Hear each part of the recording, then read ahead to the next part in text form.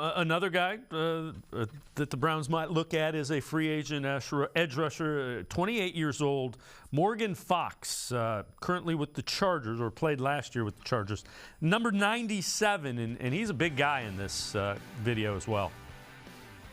Yeah, another guy, 6'3", he pushes 280, and what I like about him is that another guy who play in at that 3 technique, and I think a lot of these guys got to be able to play multiple positions on that defensive line because they have different kind of assignments than a normal 3 technique. So I like Morgan because he can play at a traditional 3 technique on first and second down and stop the run. He's very good with his hands, very violent with his hands. He gets off the ball very, very well.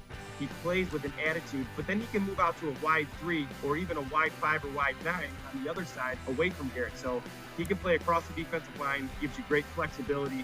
Again, a guy who you get a lot of bang for your buck with this guy in terms of positions he can play. The other thing about him, he had, again, we're seeing video with him with the Rams. Last year, he did have 6.5 sacks, 10 quarterback hits. And you can see, for a guy that's that big, he moves really well.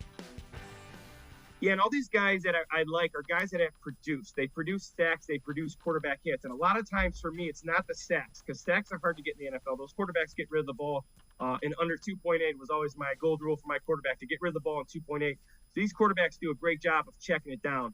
You've got to get him off his spot, and you've got to get QB hits. And for me, QB hits are as important, if not more important, than sacks, because you're disrupting timing.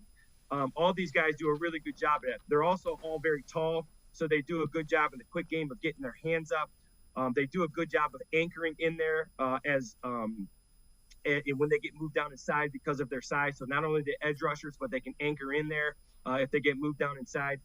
Very flexible guys, guys who can play across the line of scrimmage.